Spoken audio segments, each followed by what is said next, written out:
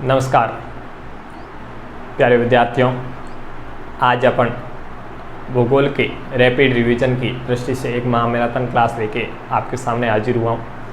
इसमें मेरा उद्देश्य रहेगा कि आपके 100 में से 100 नंबर आए। इसी दृष्टि से भले ही ये रैपिड रिवीजन वाली क्लास है, लेकिन इस क्लास में पूरा का पूरा सिलेबस है उसको कवर किया गया है और इस एक क्लास को देखने से आपका पूरा का पूरा रिवीजन हो जाएगा। तो 1-1.5 घंटे की क्लास रहेगी, आप मेरे साथ में बने रहिएगा और अपन आज केवल और केवल मानव भूगोल के मूल सिद्धांत वाली पुस्तक है उसका पूरा का पूरा रिवीजन करेंगे। तो चलते हैं, शुरू करते हैं। पहला अपना अध्याय है मानव भूगोल प्रकृति एवं विषय क्षेत्र। इस अध्याय का पहला ही जो क्वेश्चन बनता है वो बनता है कि मानव भूगोल का उद्देश्य क्या है। मानव भूगोल का उद्देश्य है कि पृथ्वी को मानव के घर के रूप में समझना। पृथ्वी है वो मानव का घर है, उसके रूप में समझना और उन सभी तत्वों का अध्ययन करना। घर के रूप में समझना और उन सभी तत्वों का अध्ययन करना जिससे मानव पलता है। मानव को पलने वाले वो सभी तत्वों का अध्ययन है किसके अंतर्गत किया गया है? मानव भूगोल के अंतर्गत। ये मानव भूगोल का उद्देश्य है। अब इसी पृथ्वी के ऊपर 2 घटक हैं। पृथ्वी के 2 घटक कौन से हैं? एक है भौतिक घटक, दूसरा है मानवीय घटक। भौतिक घटक वो होते हैं जो प्रकृति ने अपने आप बनाए हैं। प्रकृति में अपने आप उपलब्ध होने वाले वो सारे के सारे तत्व, वो घटक कौन से हैं? भौतिक घटक हैं। और प्रकृति से कुछ चेंज करके मानव ने यदि कोई क्रियाकलाप किया है या फिर कोई चीज़ बनाई है तो वो क्या कहलाता है? मानवीय घटक कहते हैं। उदाहरण के स्वरूप में प्रकृति के जो भौतिक घटक है वो कौन से हैं? खनिज लिखा मैंने, भू आकृति है, जलवायु है, जल है, जंतु है, प्राणी है और वो सारे के सारे तत्व जो भौतिक पर्यावरण में अपने आप उपलब्ध होते हैं वो सारे के सारे भौतिक घटक होते हैं। और मानव ने क्रिया करके इनसे कोई चीज़ें बना दी, जैसे खनिज के साथ में क्रिया की और उस खनिज से क्या बना दिया? हवाई जहाज बना दिया या फिर उससे घर बना दिया। तो ये सारे के सारे किस में आ जाते हैं? मानवीय घटकों के अंदर आ जाते हैं। हवाई जहाज है, घर है, गांव है, खेत है, सड़क है, बंदरगाह है, रेल है, पुल है, ये सारे के सारे मानवीय घटक होते हैं। ठीक है, तो अभी आप समझ गए कि पहला ही क्वेश्चन ये था अपना मानव भूगोल का मुख्य उद्देश्य क्या है और दूसरा है पृथ्वी के 2 घटक कौन से हैं? मानवीय घटक और भौतिक घटक। चलते हैं आगे। भूगोल की शाखाएं। भूगोल की शाखाएं। भूगोल की 2 शाखाएं हैं, एक है भौतिक भूगोल, दूसरी है मानव भूगोल। भौतिक भूगोल क्या है? जिसका अध्ययन आपने 11वीं क्लास में किया है और मानव भूगोल का अध्ययन आपने 12वीं क्लास में किया है। अभी कुछ ही समय के बाद में आपका एग्ज़ाम है, तो पढ़ ली होगी आपने एक बार, फिर भी नहीं पढ़ी है तो मेरे साथ में बने रहना, मैं आपको पढ़ाते जाऊंगा। भौतिक भूगोल क्या है? प्राकृतिक भूगोल से इसका प्रत्यक्ष संबंध है। भौतिक भूगोल के अंदर प्रकृति के सारे तत्वों का अध्ययन किया जाता है, अर्थात भौतिक पर्यावरण का अध्ययन, और इसका केंद्र बिंदु क्या रहता है? प्रकृति रहती है। भौतिक भूगोल का केंद्र बिंदु आपसे पूछ ले तो क्या रहेगी? प्रकृति। और मानव भूगोल का केंद्र बिंदु है वो क्या रहती है? मानवीय क्रियाएं। मानव जो क्रियाएं करता है वो सारी की सारी किसके अंतर्गत अध्ययन की जाती है? मानव भूगोल के अंतर्गत की जाती है। जैसे आपने पढ़ी जनसंख्या है, मानव का विकास है, परिवहन है, वो सारे प्राथमिक व्यवसाय है, द्वितीयक व्यवसाय है, वो सारे के सारे अध्ययन किसके अंतर्गत होते हैं? मानव भूगोल के होते हैं। भौतिक पर्यावरण और मानवीय गतिविधियों का अध्ययन है किसके अंतर्गत किया जाता है? मानव भूगोल के अंतर्गत किया जाता है। इसके बाद में आता है द्वैतवाद का सिद्धांत। द्वैतवाद के सिद्धांत क्या है? द्वैतवाद का सिद्धांत 2 या 2 से अधिक विचारधाराओं में संघर्ष है। द्वैतवाद का सिद्धांत, हालांकि ऐसा कुछ है नहीं, फिर भी एक सिद्धांत चलता है तो अपन भी पढ़ लेते हैं। क्या है कि भौतिक पृथ्वी है उसके विपरीत जो चलने वाली विचारधारा है वो मानव की जो पृथ्वी है, मानव के द्वारा जो बनाई गई है वो। फिर दूसरा भूगोल का अध्ययन करने का तरीका है क्रमबद्ध भूगोल, एरोडोटस ने, जिसके बारे में आपने 11वीं में पढ़ा। और दूसरा भूगोल है प्रादेशिक भूगोल। क्या होता है क्रमबद्ध भूगोल? जैसे किसी एक क्षेत्र है उसका मतलब विश्व के सारे तत्वों का एक साथ में क्रमबद्ध तरीके से अध्ययन करना क्रमबद्ध भूगोल कहलाता है। प्रादेशिक भूगोल किसी एक प्रदेश के सारे तत्वों का एक साथ में अध्ययन करना प्रादेशिक भूगोल कहलाता है। फिर एक नॉमेटिक भूगोल और एक इंडियोग्राफी। क्या होता है नॉमेटिक? नॉमेटिक के अंदर सिद्धांत और कानून के बारे में जानते हैं और इंडियोग्राफी के अंदर विश्लेषणात्मक अध्ययन किया जाता है। नोट क्या लिखा है? मानव और प्रकृति दोनों अविभाज्य तत्व हैं। आपसे पूछ लिया जाए कि मानव और प्रकृति को दोनों में से किसी एक को संपूर्णता में देखना उचित है, तो हाँ उचित है। इन्हें पूर्णता में या समानता में देखना उचित है, जैसा कि वर्तमान में अपन देखते हैं।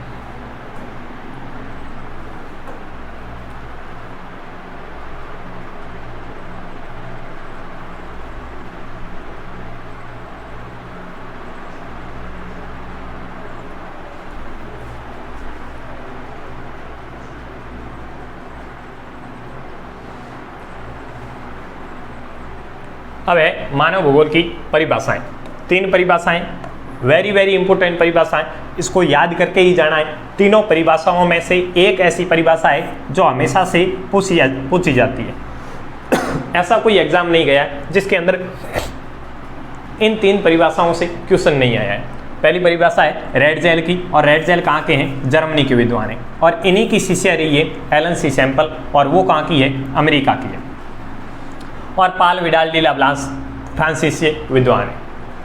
आपको ये ज़्यादातर क्वेश्चन है वो अपशब्दों में पूछा जाता है, और आपको ध्यान रखना है पाल विडाल डी लाब्लांस का नाम भी बड़ा है तो इसकी परिभाषा भी बड़ी है। एलन सी सैंपल का रेड जेल से नाम बड़ा है तो इसके मध्य की परिभाषा, और रेड जेल का नाम छोटा है तो नाम छोटा यानी कि विद्वान तो बहुत बड़े हैं, नाम इसमें अक्सर छोटे हैं, इसलिए मानव इसका जो परिभाषा है वो छोटी। ऐसे समझने की दृष्टि से याद रख सकते हैं अपन।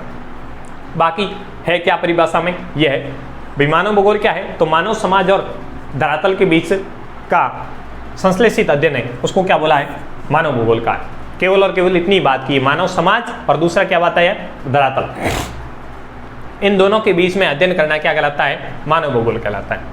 एलन सैंपल ने थोड़ी और बात जोड़ दी। क्या बताया? कि पृथ्वी भी क्या है? अस्थिर। तो इन्होंने कहा अस्थिर पृथ्वी है और क्रियाशील मानव है।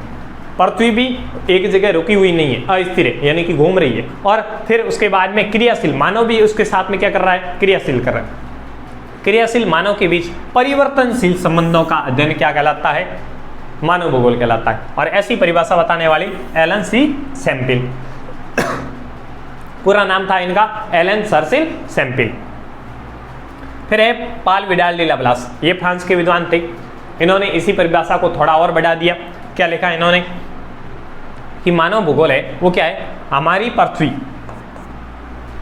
पृथ्वी को नियंत्रित करने वाले भौतिक नियम, हमारी पृथ्वी को जो नियंत्रित करने वाले भौतिक नियम है और उन पर रहने वाले जीवों के मध्य संबंधों का अधिक संश्लेषित ज्ञान से उत्पन्न संकल्पना क्या कहलाती है? मानव भूगोल। तीनों परिभाषाएं वेरी इंपोर्टेंट है, आपको याद रखनी है।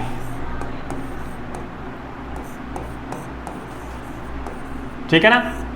तीनों परिभाषाओं को याद रखनी है। रेड जेल की परिभाषा एलन सर्सिल सैंपल की और पाल विडाल डी लाब्लांस की। आगे चलते हैं अपन।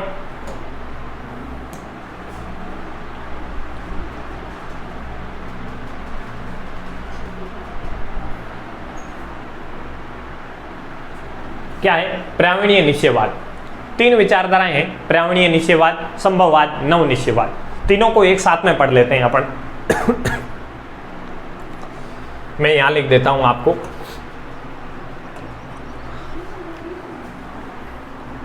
तीसरी विचारधारा वो भी यहां लिख देता हूं।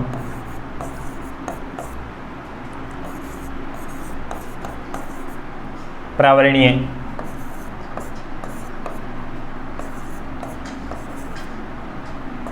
निश्चयवाद।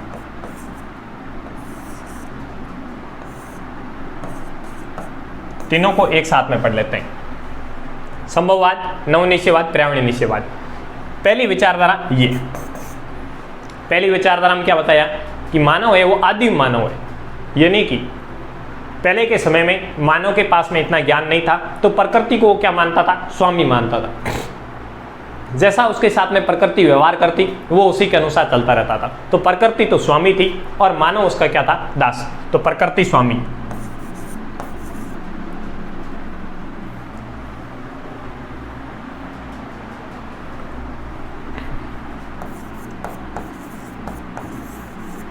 प्रकृति है वो क्या थी, स्वामी, और मानव है वो क्या है, मानव उसका दास। ऐसी विचारधारा कौन सी है, पर्यावरणीय निश्चयवाद। इस विचारधारा में क्या कहा कि आदिम कालीन जो मानव है वो प्रकृति के अनुसार उसका उपभोग करता है, वो क्या कहलाती है, पर्यावरणीय निश्चयवाद की विचारधारा। उसके बाद वाली विचारधारा आई, उस विचारधारा का नाम है संभववाद विचारधारा। इसके जनक कौन है ये भी देख लेते हैं। पाल विडाल डीला ब्लास इसके जनक है। अभी अपन ने पाल विडाल डीला ब्लास की परिभाषा भी पढ़ी। पाल विडाल डीला ब्लास ने क्या कहा कि भाई प्रकृति है वो स्वामी नहीं है, तो स्वामी किसको बना दिया, इस विचारधारा में मानव को बना दिया। इस विचारधारा में स्वामी किसको बनाया, मानव, कि मानव अपने प्रौद्योगिकी विकास से प्रकृति का उपभोग करता है, तो इसमें मानव है वो उसका स्वामी है और प्रकृति उसकी दास है। ऐसा बताने वाले कौन, पाल विडाल डीला ब्लास। संभववाद विचारधारा पढ़ लेते हैं क्या लिखा हुआ आपने। मानव सामाजिक और सांस्कृतिक विकास के साथ में प्रौद्योगिकी का विकास करते हुए प्रकृति अवसर प्रदान करती है, मानव इसका उपभोग करता है। धीरे धीरे प्रकृति का मानवीकरण याद हो जाता है। याद रखना क्या बोला है, प्रकृति का मानवीकरण,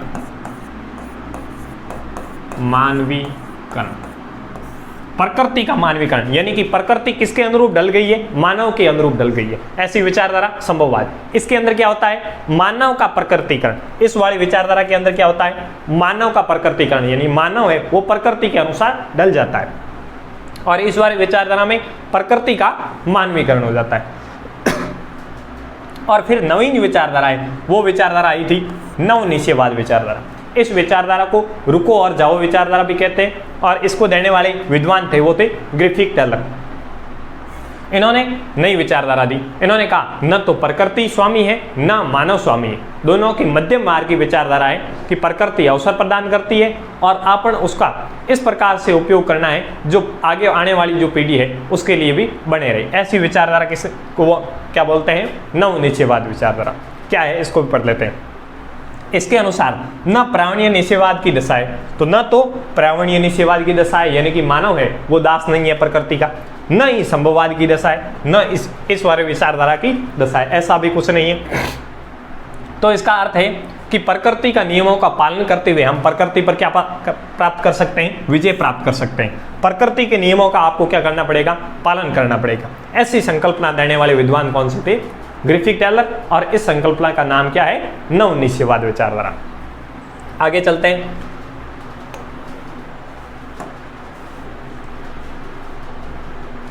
अब इस पार्ट से ऐसे क्वेश्चन आते हैं।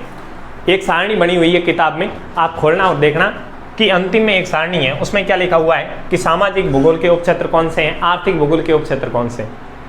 तो मैं आपको याद करने की एक ट्रिक दे देता हूँ। आर्थिक भूगोल में आपको याद रखना है वो सारी की सारी गतिविधियाँ आती है जिसके अंदर क्या प्राप्त करते हैं, अपन पैसा प्राप्त करते हैं। आर्थिक भूगोल के अंदर वो सारी की सारी गतिविधियाँ आती है जिससे अपन पैसा प्राप्त करते हैं। जैसे कि कौन कौन सी क्रियाकलाप है,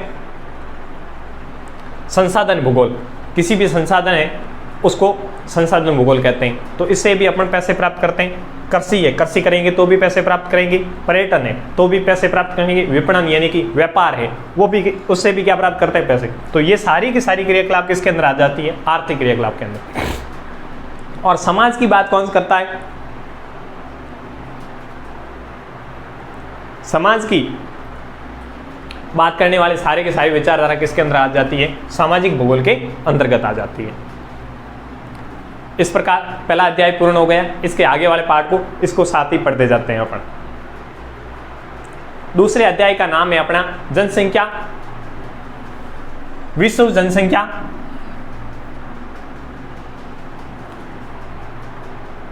विश्व जनसंख्या घनत्व, वितरण एवं वृद्धि।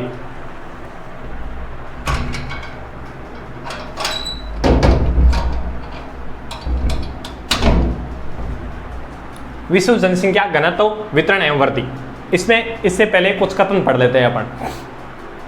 क्या है कथन, पहला ही कथन है कि किसी भी देश है, ये राल्फ इमर्सन वाल्डो का कथन है, राल्फ वाल्डो इमर्सन का कथन है। क्या कथन है किसी भी देश को मान बनने के लिए उस देश के स्त्री और पुरुषों से मान बनता है, बल्कि स्वर्णों से नहीं बनता है। स्वर्ण यानी कि सोने से मान नहीं बनेगा, किससे मान बनेगा? स्त्री या पुरुषों से मान बनेगा।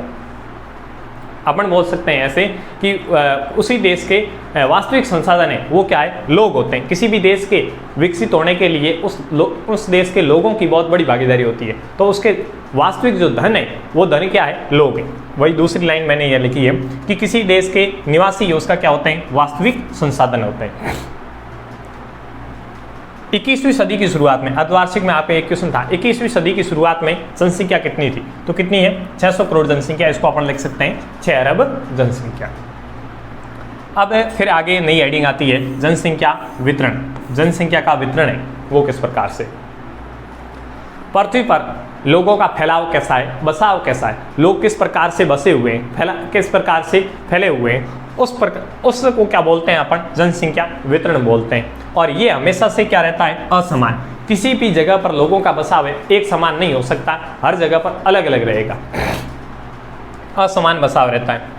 और इसी के संदर्भ में जॉर्ज बी क्रेसी एक विद्वान हुए, इन्होंने भी अपना एक कथन दिया है। क्या कथन है? कि एशिया के बहुत अधिक स्थानों पर तो कम लोग निवास करते हैं, एशिया के बहुत अधिक स्थानों पर तो कम लोग निवास करते हैं और कम क्षेत्र पर बहुत अधिक निवास लोग करते हैं।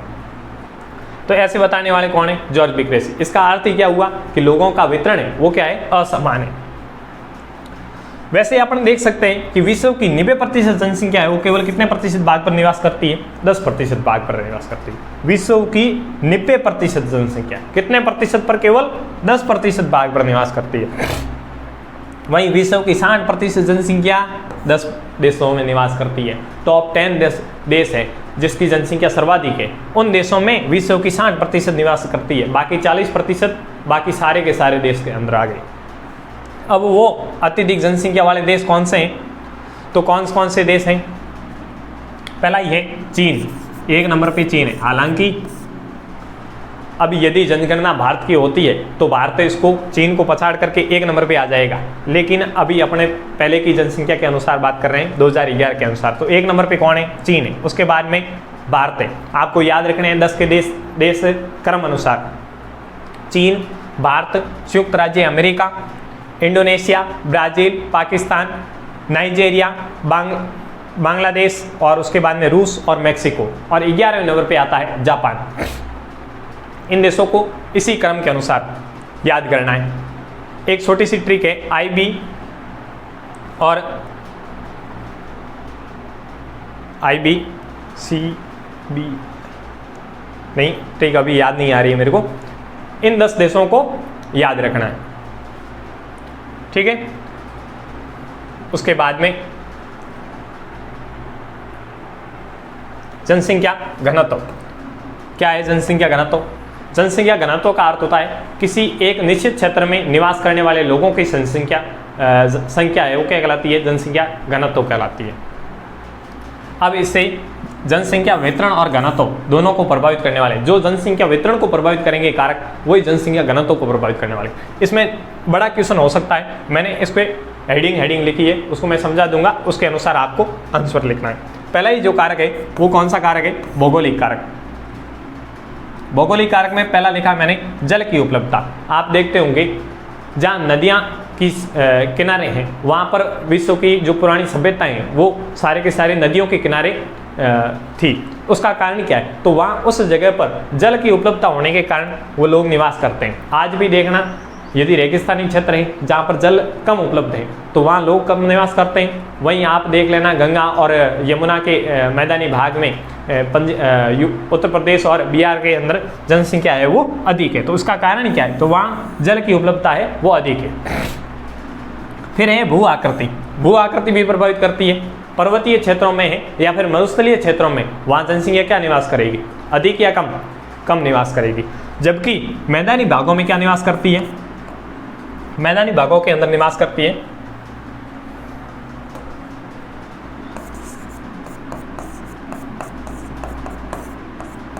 मैदानी भागों के अंदर अधिक जनसंख्या निवास करेगी, और पर्वतीय है या फिर रेगिस्तानी क्षेत्र है तो उस क्षेत्रों में जनसंख्या कम निवास करेगी। फिर उसके बाद में जलवायु। जलवायु किस प्रकार प्रभावित करती है, तो जहाँ विषम जलवायु है, जैसे बहुत अधिक ठंडी है, तो उस क्षेत्रों में भी कम निवास करते हैं। आप उदाहरण के स्वरूप में देख सकते हैं कि लद्दाख है, लद्दाख के अंदर जनसंख्या क्या है, कम है। और अपना जैसलमेर है राजस्थान के अंदर क्षेत्र में, तो उस क्षेत्र में बहुत अधिक गर्म जलवायु होने के कारण वहाँ भी निवास क्या करते हैं, कम। और बल्कि ऐसी जलवायु जो मानव के अनुकूल हो, तो वहाँ लोगों की जनसंख्या भी क्या निवास करेगी, अधिक। फिर उसके बाद में मिट्टी की गुणवत्ता, जैसे जलोढ़ मिट्टी है, जलोढ़ मिट्टी उपजाऊ मिट्टी होती है, उसके कारण खेती करना आसान रहता है, और इसी कारण जलोढ़ मिट्टी वाले क्षेत्र है वहाँ पर जनसंख्या अधिक है, और बाकी जो अनुपजाऊ मिट्टी है उस वाले क्षेत्रों में जनसंख्या है वो कम निवास करती है। फिर दूसरा कारक आता है वो है आर्थिक कारक। आर्थिक कारक में पहला है खनिज। खनिज है, खनिज की उपलब्धता वाले क्षेत्रों में रोजगार उपलब्ध होता है, और रोजगार उपलब्ध होने के कारण उसके आसपास के क्षेत्र में जनसंख्या है वह अधिक निवास करती है। जहाँ खनिजों की उपलब्धता नहीं है वहाँ जनसंख्या कम निवास करेगी। नगरीयकरण, नगरों में आधुनिक जो सुविधाएं हैं वो आसानी से उपलब्ध हो जाती है, और मानव है उसका स्वभाव है कि उसको आसानी से भौतिक सुख सुविधाएं मिलें, तो इसी कारण नगरों के पास में जनसंख्या अधिक रहती है, और ये तो आप जानते हैं कि नगरों के अंदर जनसंख्या है वो अधिक है। फिर है औद्योगिकरण, रोजगार की उपलब्धता के कारण, जहां औद्योगिकरण होगा वहां रोजगार आसानी से उपलब्ध होगा, और रोजगार की उपलब्धता के कारण इसी क्षेत्र में जनसंख्या है वो अधिक निवास करती है।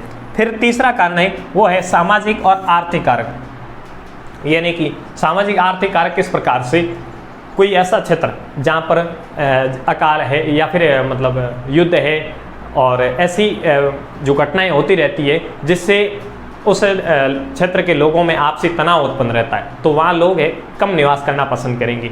जबकि ऐसा क्षेत्र जहाँ किसी प्रकार का लड़ाई झगड़ा नहीं होता है, तो समाज लोगों के आपसी जुड़ाव है बहुत अच्छा है, तो उस क्षेत्र में लोग है वो निवास से ज़्यादा करेंगे। या फिर ऐसे देख सकते हैं किसी एक धर्म विशेष के क्षेत्र है उसके पास में उसी धर्म के लोग हैं वो ज़्यादा निवास करेंगे। तो इस प्रकार से जनसंख्या वितरण एवं घनत्व को प्रभावित करने वाले कारकों में अपन ने पढ़ लिया। 1 नंबर क्या लिखा, जल की उपलब्धता, 2 नंबर भू आकृति, 3 नंबर जलवायु, 4 नंबर मिट्टी।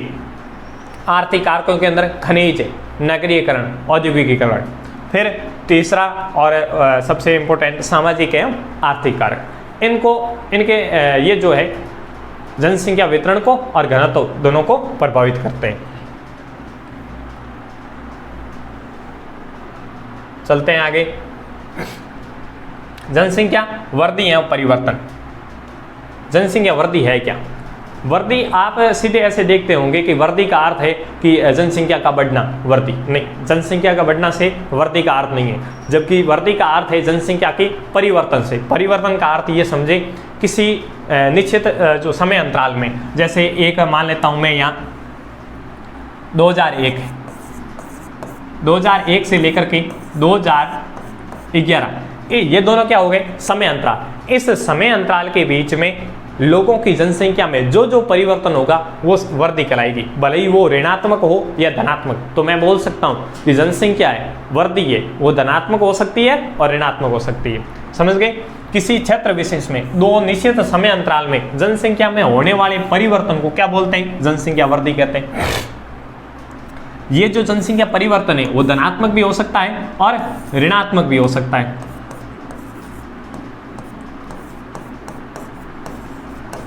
ऋणात्मक भी हो सकता है। जनसंख्या वृद्धि को प्रकट करने के रूप है वो 2 प्रकार के। कौन कौन से 2 रूप है पढ़ते हैं अपन।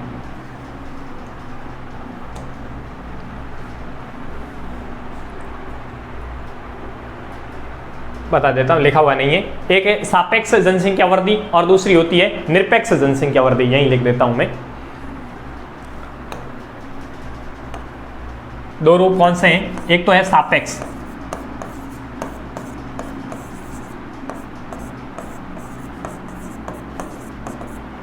जनसंख्या वृद्धि, सापेक्ष जनसंख्या वृद्धि, और दूसरी होती है निरपेक्ष जनसंख्या वृद्धि। निरपेक्ष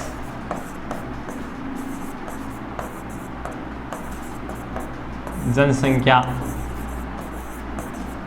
वृद्धि। ये जनसंख्या वृद्धि को प्रकट करने के दो रूप हैं।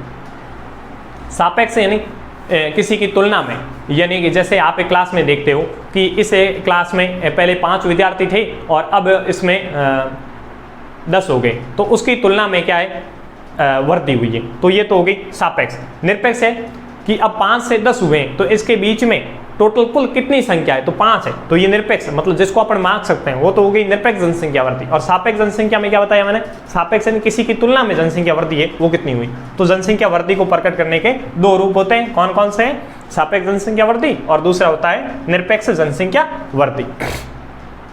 आगे चलते हैं, जनसंख्या वृद्धि के घटक या कारक, कौन कौन से ऐसे कारक हैं जिससे जनसंख्या वृद्धि होती है, तो 3 ही कारक हैं।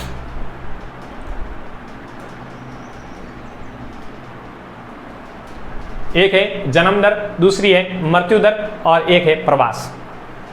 इससे जनसंख्या में वृद्धि है या फिर परिवर्तन है वो दिखाई देता है। जन्म दर और मृत्यु दर, इन दोनों से जनसंख्या की वास्तविक वृद्धि नहीं, प्राकृतिक वृद्धि का गणना की जा सकती है। जनसंख्या की प्राकृतिक वृद्धि, प्राकृतिक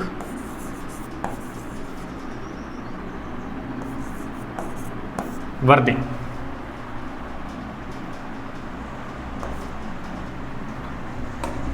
प्राकृतिक वृद्धि, इसके लिए क्या सूत्र रहेगा, प्राकृतिक वृद्धि का सूत्र रहेगा जन्म दर माइनस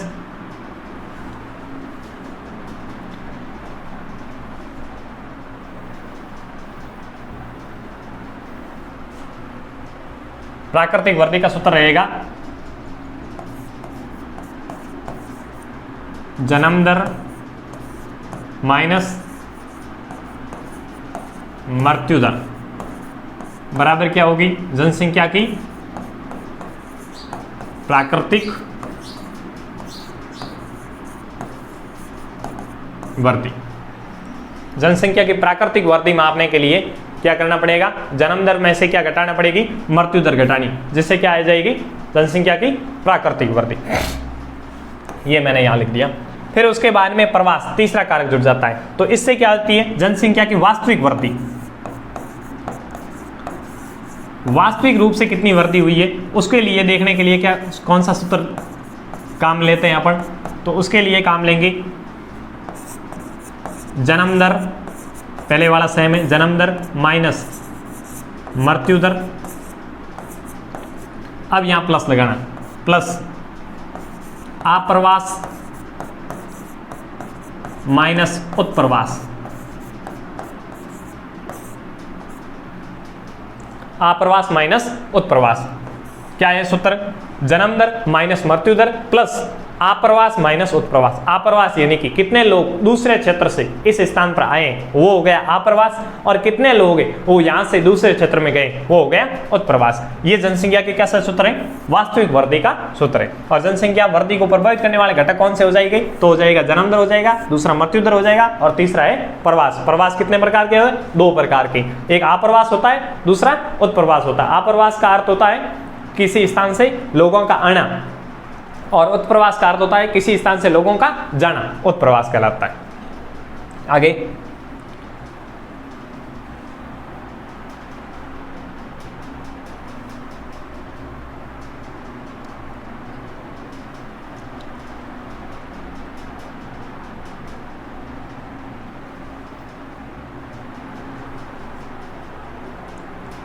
अब है प्रवास के कारण घटक एवं कारक।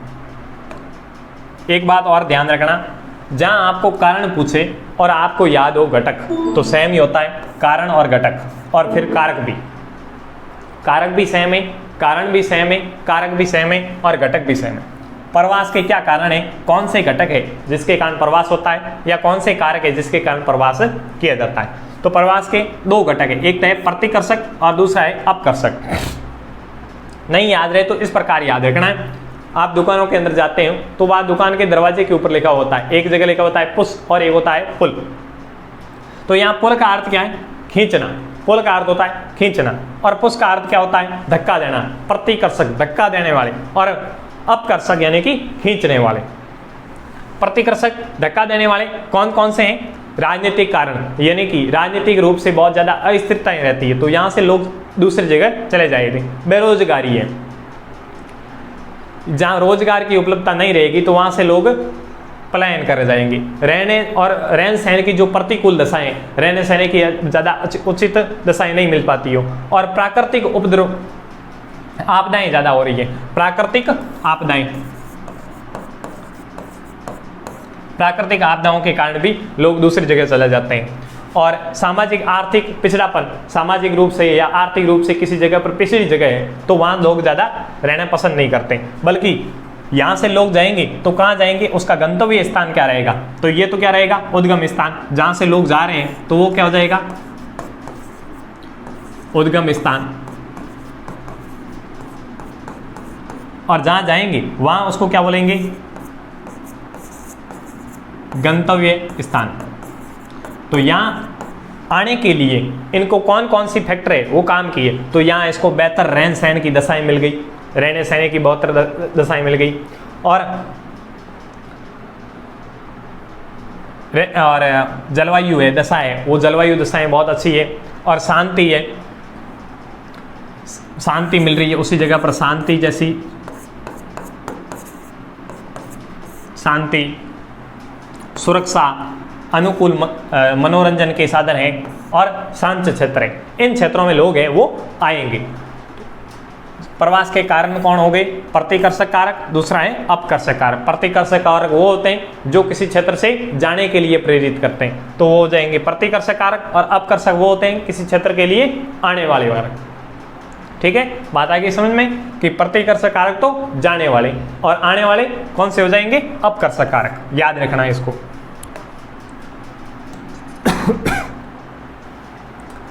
आगे सिद्धांत है थॉमस माल्थस का सिद्धांत।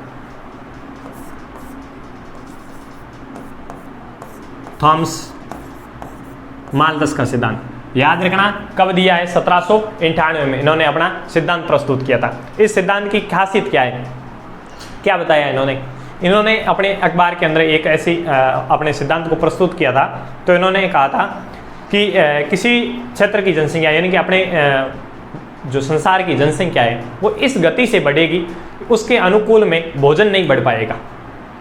तो भोजन नहीं मिल पाने के कारण एक आपको मेज के समान बताया कि एक ऐसी मेज है और टेबल पे 10 लोगों को आमंत्रित किया है, और खाने के लिए केवल एक ही लोग का खाना है, तो आपस में लड़ाई करेंगे और अंत में केवल एक बच जाएगा। तो इनका कहने का अर्थ है कि प्राकृतिक आपदाएं आएगी, महामारियां आएगी, और ऐसी बीमारियां उत्पन्न होगी जिससे लोग जन्म भी अधिक लेंगे और फिर प्राकृतिक रूप से अपने आप संतुलित हो जाएंगे। थॉमस माल्थस का सिद्धांत है, वो क्या कहता है कि प्राकृतिक रूप से ऐसी महामारियां उत्पन्न होगी, ऐसी बीमारियां उत्पन्न होगी कि जनसंख्या अपने आप संतुलित हो जाएगी।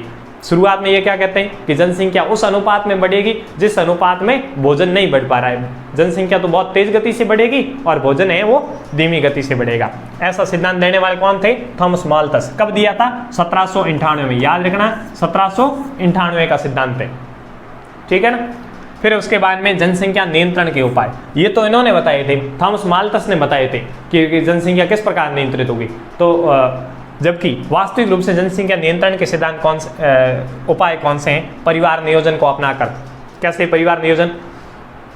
फिर महिलाओं के स्वास्थ्य में सुधार है, फिर जनसंख्या वृद्धि को सीमित किया जा सकता है, बड़े परिवारों के लिए गर्भ निरोधक सामग्री है वो फ्री में उपलब्ध करवा करके, और लोगों में प्रचार प्रसार के माध्यम से जागरूकता फैलाए करके, यौन शिक्षा के पाठ्यक्रम को शामिल करके, देरी से विवाह को बढ़ावा देकर, इस प्रकार से जनसंख्या है वो कुछ हद तक नियंत्रित की जा सकती है। याद रखना थॉमस माल्थस वाला सिद्धांत। थॉमस माल्थस वाला सिद्धांत क्या बताए? जनसंख्या उस अनुपात में बढ़ेगी जिस अनुपात में भोजन नहीं बढ़ता है। अंत में जनसंख्या प्राकृतिक आपदाओं से, बीमारियों से अपने आप संतुलित हो जाती है।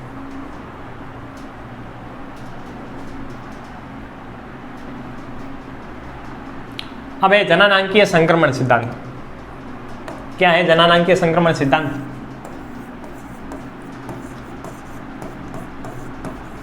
जननांकीय संक्रमण सिद्धांत ये करता क्या है? किसी भी क्षेत्र की भविष्य की जनसंख्या का अनुमान लगाने के लिए इस इस जो सिद्धांत का उपयोग किया जाता है भविष्य की जनसंख्या का अनुमान लगाने के लिए, इस सिद्धांत का उपयोग लिया जाता है। इसके अनुसार 3 अवस्थाएं कैसे है, इसका एक इस प्रकार से डायग्राम बनेगा, ग्राफ बनता है, मैं बना के बता समझा देता हूं। पहली अवस्था, दूसरी अवस्था, तीसरी अवस्था।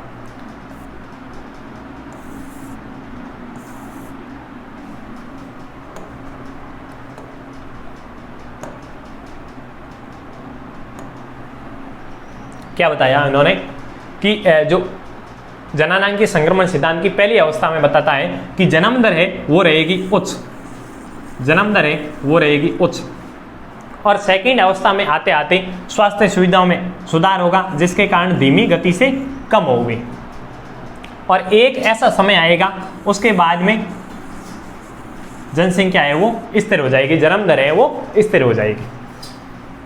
फिर मृत्यु दर के बारे में क्या कहा, मृत्यु दर के बारे में कहा कि पहली जो अवस्था है उसके अंदर रहेगी उच्च, और मृत्यु दर के अंदर बहुत अधिक स्वास्थ्य सुविधाओं में सुधार होने के कारण तेज गति से सुधार होगा।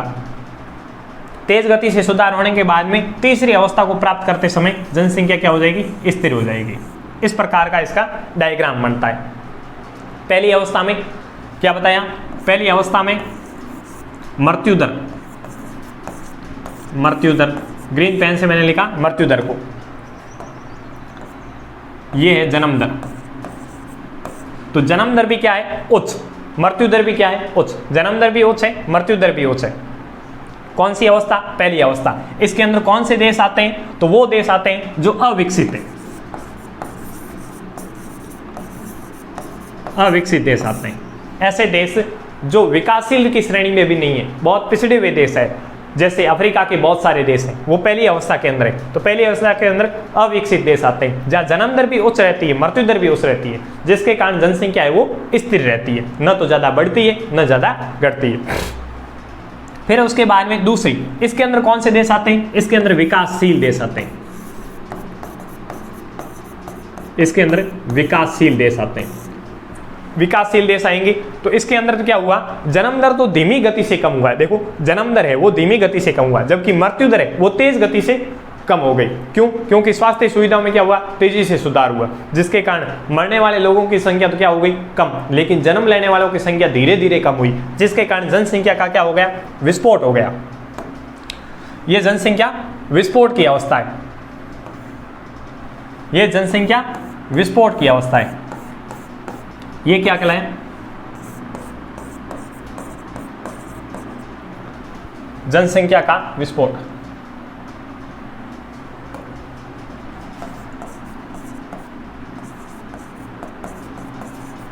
जनसंख्या विस्फोट। इस दूसरी अवस्था में क्या हो गया, जनसंख्या विस्फोट। कौन से देशों में, विकासशील देशों में। एशिया महाद्वीप के अधिकतर देश है वो विकासशील देशों की श्रेणी में आते हैं। तो इसमें क्या हुआ, जनसंख्या में विस्फोट हो गया। फिर अंत में तीसरी अवस्था में आते आते मृत्यु दर भी क्या हो गई, कम हो गई, जन्म दर भी क्या हो गई, कम। मृत्यु दर और जन्म दर दोनों में कम होने से यहाँ वाले देश कौन से आ जाते हैं, यहाँ आ जाते हैं विकसित देश, विकसित देश। इन विकसित देशों में ऐसी जनसंख्या, यहाँ जनसंख्या भी क्या हो जाएगी, कम और स्थिर हो जाएगी, न तो जनसंख्या बढ़ेगी न ज़्यादा कम होगी। एक स्थान, एक विशेष जनसंख्या आकर के उसके बाद में स्थिर हो जाएगी। जैसे कि उदाहरण के स्वरूप में जापान, जापान की अभी जो जनसंख्या है वो स्थिर जनसंख्या की श्रेणी में। तो तीनों अवस्थाएं समझ में आ गई। पहली अवस्था के अंदर जन्म दर भी क्या रहती है, उच्च, मृत्यु दर भी क्या रहती है, उच्च। कौन से देश आते हैं, विकासशील अविकसित देश आते हैं, जन्म दर भी उच्च है, मृत्यु दर भी उच्च। दूसरी अवस्था विकासशील देश आते हैं जिसके अंदर स्वास्थ्य सुविधाओं में सुधार होने के कारण मृत्यु दर तो कम हो जाती है लेकिन जन्म दर बनी रहती है और जनसंख्या का विस्फोट होता है। तीसरी अवस्था जन्म दर भी कम, मृत्यु दर भी कम। और ऐसी अवस्था में कौन से देश आते हैं, विकसित देश आते हैं, जैसे उदाहरण के स्वरूप में जापान। समझ में आ गया, जननांग की संक्रमण सिद्धांत। 3 अवस्थाएं होती है इसकी, ठीक।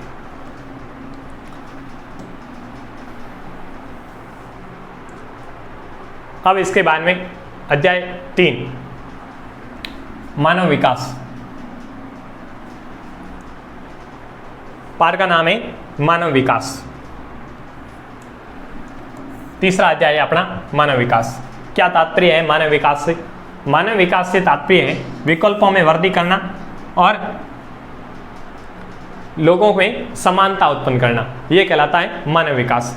और इससे पहले जो मानव विकास का जो अभी 1990 के दशक के बाद में मानव विकास का यह है कि मानव विकास से तात्पर्य लोगों के विकल्पों में वृद्धि करना और लोगों में समानता उत्पन्न करना, गुणात्मक परिवर्तन लाना। लेकिन इससे पहले जो क्या समझते थे कि जिसके पास में जितने ज़्यादा पैसे हैं उसी को क्या माना जाता था, ज़्यादा विकसित माना जाता था। लेकिन अभी वर्तमान समय में ऐसा नहीं है। क्या है पढ़ते हैं अपन। मानव विकास से तात्पर्य है कि उनके जीवन में व्यक्ति का गुणात्मक परिवर्तन। कैसा परिवर्तन? गुणात्मक परिवर्तन।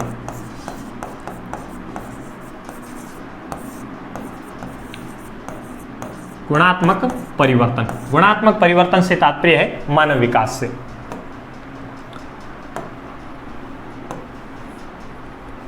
मानव विकास का अर्थ मानव के संपूर्ण विकास से। मानव का कैसा? किसी एक पक्ष के विकास से नहीं है बल्कि संपूर्ण विकास से, जिसमें सामाजिक, आर्थिक, राजनीतिक स्वतंत्रता के साथ साथ में शिक्षा, स्वास्थ्य और अवसरों की स्वतंत्रता शामिल होती है। अब देखो कितने पक्ष शामिल हो गए मानव विकास के अंदर। संपूर्ण विकास। संपूर्ण विकास की बात करने के बाद में सारे के सारे पक्ष, जैसे एक नंबर मैंने बता दिया सामाजिक रूप से विकसित होना चाहिए, दूसरा आर्थिक रूप से, तीसरा राजनीतिक रूप से स्वतंत्रता 4, उसके बाद में शिक्षा 5, स्वास्थ्य 6 और अवसरों की स्वतंत्रता 7। 7 ऐसे पक्ष हैं जिसके इन सभी पक्षों के विकसित होने से मानव विकास का अर्थ निकाला जाता है। मानव विकास से अर्थ है मानव के संपूर्ण विकास से, जिसमें सामाजिक, आर्थिक, राजनीतिक स्वतंत्रता के साथ साथ शिक्षा, स्वास्थ्य और अवसरों की स्वतंत्रता क्या कहलाती है? मानव विकास कहती है। अब इसी मानव विकास का उद्देश्य रहेगा कि मानव का जीवन क्या होना चाहिए? सार्थक जीवन होना चाहिए, उद्देश्यपूर्ण जीवन होना चाहिए। और मानव का सार्थक और उद्देश्यपूर्ण जीवन से क्या तात्पर्य है? जिसमें लोग स्वस्थ होकर के अपनी दृष्टि और विवेक से समाज का हिस्सा बनकर के उद्देश्यों की पूर्ति करते रहें। मानव क्या होना चाहिए? लोग है वो स्वस्थ होने चाहिए और अपनी बुद्धि से और विवेक के साथ में बुद्धि और विवेक के साथ समाज का हिस्सा बनकर के अपने उद्देश्यों की प्राप्ति करें। तो उसको क्या बोलेंगे? मानव का जीवन है वो सार्थक जीवन है। आप अपना देख लो कि मानव का आपका जीवन सार्थक है कि नहीं, आप समाज का हिस्सा बन रहे हैं कि नहीं बन रहे हैं। आप स्वस्थ हो, स्वस्थ होने के साथ साथ में अपने बुद्धि का प्रयोग लो और बुद्धि और विवेक के प्रयोग के साथ में आप समाज का हिस्सा बनो, तो आपका जीवन है क्या हो जाएगा? सार्थक जीवन होगा। बाकी तो आपका सार्थक जीवन तभी है जब 12th कक्षा में बहुत अच्छे परसेंटेज बना करके आपके पिताजी को आप मार्कशीट बताओगे कि मेरे इतने प्रतिशत बने, तभी आपका जीवन सार्थक हो गए। लेकिन अपन मानव विकास की दृष्टि से देखें तो आपको क्या होना चाहिए? स्वस्थ होना चाहिए और स्वस्थता के साथ में बुद्धि और विवेक के साथ में समाज का हिस्सा बने। आगे बढ़ते हैं। वृद्धि एवं विकास। क्या होती है वृद्धि? क्या होता है विकास? आगे 12th करने के बाद में जैसे ही आप लड़कियां अभी राजस्थान के अनुसार BSTC या DLED की जो तैयारी करती हैं, तो ये टॉपिक सबसे ज़्यादा पढ़ने के आएगा कि क्या होती है वृद्धि और क्या होता है विकास। अपन पढ़ लेते हैं अपने क्या लिखा हुआ है वृद्धि और विकास में अंतर। साधारण शब्दों में समझना है अपन को। वृद्धि को तो ऐसे मापते हैं जैसे एक लड़का है वो 5 साल का रहा, फिर उसके बाद में 6 साल का हुआ, 7 साल का हुआ, 8 साल का हुआ, 9 साल का हुआ, 10 साल का हुआ। अब आपसे पूछे कि उस लड़के के अंदर कितनी वृद्धि हुई, तो आप बता दोगे कि उसमें 5 साल की वृद्धि हुई। 5 साल बाद में 5 साल से 10 साल का हो गया, तो ये वृद्धि, तो इसको क्या बोल सकते हैं हमें? मात्रात्मक। क्या हुई है?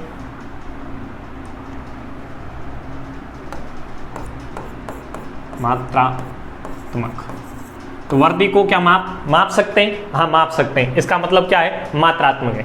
जबकि विकास है, अब वो 5 साल से कितने साल का हो गया है, 10 साल का हो गया। तो लेकिन अब उसके अंदर गुणों में परिवर्तन हुआ। पहले वो इतना ज़्यादा समझदार नहीं था, स्कूल नहीं जाता था, अब स्कूल जाने लग गया, दोस्तों के साथ में खेलने लग गया, दोस्तों के साथ में कैसा व्यवहार करना चाहिए वो समझने लग गया। तो उसके व्यवहार में जो परिवर्तन हुआ उसको अपन माप नहीं सकते, तो विकास को मापा भी नहीं जा सकता, और बल्कि ये होता कैसा है, गुणात्मक होता है, गुणात्मक होता है। बात आई समझ में। वृद्धि है वो मात्रात्मक होती है, जबकि विकास है वो कैसा होता है, गुणात्मक। इसको मापा है वो नहीं जा सकता, इसको मापा नहीं जा सकता, जबकि इसको मात्रा को माप सकते हैं। लड़का 5 साल से कितने साल का हुआ, 10 साल का, तो इसको मापा जा सकता है, जा सकता है। फिर तो दो ज़्यादा बड़े फैक्टर अंतर हैं। जो मात्रा वृद्धि है वो मात्रात्मक होती है, इसको मापा जा सकता है। विकास है वो गुणात्मक होता है, जिसको मापा नहीं जा सकता। जो वृद्धि और विकास में ये अंतर है। फिर उसके बाद में ये संख्यात्मक वृद्धि है वो संख्यात्मक होती है, बल्कि ये गुणात्मक होती है, मात्रात्मक, ये समझ गए। फिर है आर्थिक वृद्धि। कुछ एक पॉइंट और है वो उसको समझ लेना आप। आर्थिक वृद्धि, आर्थिक वृद्धि क्या होती है, मैं यही बात करती है। पहले अपन मानव विकास से ये समझते थे कि मानव विकास का अर्थ है कि जिसके पास में जितना ज़्यादा पैसा होगा वो उतने ज़्यादा विकसित माना जाता था, लेकिन अब ऐसा नहीं है। तो आर्थिक वृद्धि पहले ये देखा जाता था कि अर्थव्यवस्था जितनी बड़ी है उसको उतना ही विकसित माना जाता था। 90 के दशक से 1990 से पहले ये माना जाता था जिस देश की अर्थव्यवस्था जितनी बड़ी होगी उस देश को उतना ज़्यादा विकसित माना जाता था। ऐसी वृद्धि से लोगों के जीवन में सुधार नहीं आता था। भाई आर्थिक वृद्धि, किसी के पास में पैसे हो जाने से वृद्धि थोड़ी होगी, भाई उसका विकास थोड़ी होगा, तो पैसा ही सब कुछ नहीं है। तो ऐसी वृद्धि से लोगों के जीवन स्तर में सुधार नहीं आया और बाद में नए विचारों का जन्म हुआ जिसे मानव विकास माना जाता है। कौन से नए विचार है, अब इसके बाद में आती है मानव विकास की अवधारणा। किसकी अवधारणा, मानव विकास की अवधारणा। और इसको प्रस्तुत करने वाले दो व्यक्ति हैं, एक पाकिस्तान से और एक भारत से। प्रतिपादक, आपसे पूछा जाए प्रतिपादक तो आप हमेशा से हमेशा यही लिखना, महबूब उल हक।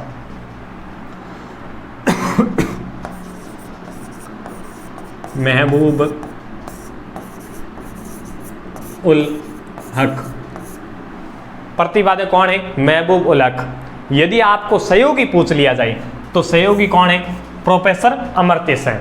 सहयोगी तो कौन है, प्रोफेसर अमर्त्य सेन। जबकि इसके प्रतिपादक, केवल आपसे यदि क्वेश्चन में ये पूछा जाए मानव विकास सिद्धांत के प्रतिपादक कौन है और अपशब्द में भी दिया हुआ हो जिसके अंदर अमर्त्य सेन भी ऑप्शन में हो और महबूब उल हक भी ऑप्शन में हो और प्रतिपादक शब्द लिखा हुआ हो, तो उसका आंसर क्या लिखना है आपको, महबूब उल हक लिखना है प्रतिपादक। और सहयोगी शब्द लिखा हुआ हो तो उसका आंसर क्या लिखोगे आप, अमर्त्य सेन लिखोगे।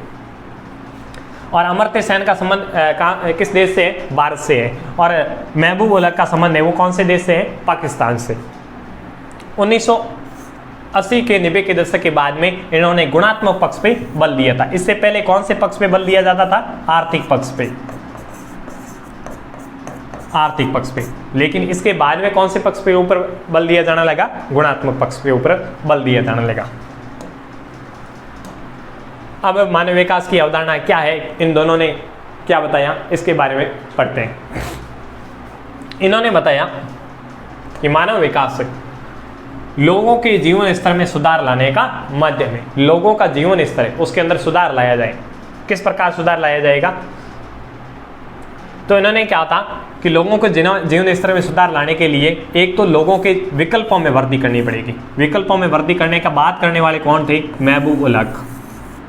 महबूब उल हक ने क्या कहा कि लोगों को इतने ज़्यादा शिक्षित कर दो या फिर किसी काम में योग्य कर दो तो उसके पास में बहुत सारे काम करने का विकल्प हो, तो लोगों के विकल्पों में वृद्धि करना किसने बताया, महबूब उल हक ने। फिर अमर्त्य सेन ने क्या बताया, अमर्त्य सेन ने कहा कि लोगों की स्वतंत्रता में वृद्धि, विकल्प तो हो ही हो, उसके साथ साथ में क्या होनी चाहिए, स्वतंत्रता। तो आपसे पूछा जाए कि स्वतंत्रता में वृद्धि की बात कौन करते हैं, तो अमर्त्य सेन। और विकल्पों में वृद्धि की बात कौन करते हैं, तो महबूब उल हक। तीसरी बात है समानता में वृद्धि होनी चाहिए। ये तीन माध्यम है जिसके तीनों के द्वारा लोगों के जीवन स्तर में सुधार हो सकता है। विकल्पों में वृद्धि, स्वतंत्रता में वृद्धि, समानता में वृद्धि, इन तीनों के द्वारा मानव विकास है किया जा सकता है, मानव के जीवन स्तर में सुधार लाया जा सकता है। अब मानव विकास को मापने के लिए 3 बिंदु है। मानव विकास है उसको मापने के लिए 3 बिंदुओं को काम में लिया जाता है। कौन कौन सी? एक तो मापा जाता है शिक्षा के द्वारा, शिक्षा का अर्थ है ज्ञान प्राप्त करना। दूसरा है स्वास्थ्य, जहाँ स्वास्थ्य का अर्थ है दीर्घ एवं स्वस्थ जीवन, लंबा जीवन, कितना लंबा जीवन। और तीसरा है क्रय शक्ति। क्रय शक्ति का अर्थ है कि संसाधनों तक पहुंच कितनी है। इन तीनों का 1/3, 1/3, 1/3 इस प्रकार से एक के रूप में इसकी गणना की जाती है। तीनों का बराबर रूप से 1/3, 1/3, 1/3 भाग लिया जाता है। अब है मानव विकास के उद्देश्य। क्या उद्देश्य है मानव विकास का? उद्देश्य है लोगों का जीवन कैसा होना चाहिए? सार्थक जीवन होना चाहिए। कैसा जीवन? सार्थक। और सार्थक का मैंने अभी बता दिया, सार्थक कभी होगा जब लोग क्या रहेंगे? स्वस्थ रहेंगे और बुद्धि और विवेक से समाज का हिस्सा बनेंगे, तो वो ही क्या कहलाता है? मानव का जीवन है सार्थक जीवन है। मानव विकास का उद्देश्य है कि ऐसी परिस्थिति होना चाहिए, सार्थक जीवन होना चाहिए। और सार्थक जीवन से अर्थ क्या है? अभी बता दिया आपको कि लंबा जीवन होना चाहिए, स्वस्थ जीवन होना चाहिए और बुद्धि एवं विवेक से समाज का हिस्सा बने। इस प्रकार से मानव विकास का उद्देश्य है। और अभी आपको यदि क्लास में मेरा जो समझाया हुआ समझ में आ रहा है तो लाइक कर दो और हाँ मैं रिप्लाई करते हुए एक कमेंट कर दो। इसी प्रकार आगे बढ़ते हुए अपन पढ़ते हैं। अपन आज इस किताब को अपन पूरा करके ही मानेंगे। आगे मानव विकास के स्तंभ। इसके जैसा जैसा एक और क्वेश्चन आता है मानव विकास के उपागम का, उपागम, जिसमें ये वाला आंसर है वो नहीं लिखना है। क्या करना है? नहीं लिखना है। कौन सा? ये वाला आंसर। तो मानव विकास से स्तंभ से क्या तात्पर्य है कि मानव विकास है वो किन के ऊपर टिका हुआ है? मानव विकास जिसके ऊपर टिका हुआ है वो है मानव विकास के स्तंभ। और वो कितने? 4 स्तंभ है। कितने स्तंभ है? 4। जिस प्रकार एक टेबल के लिए 4 पैरों की जरूरत पड़ती है, उसी प्रकार मानव विकास में 4 स्तंभ है। समानता, सतत पोषणीयता, उत्पादकता और सशक्तिकरण, ये 4 इसके स्तंभ हैं। क्या होती है समता? कि लोगों को समान अवसर उपलब्ध हो। किसी भी क्षेत्र में लोगों के लिए जो अवसर है वो क्या होने चाहिए? समान होने चाहिए।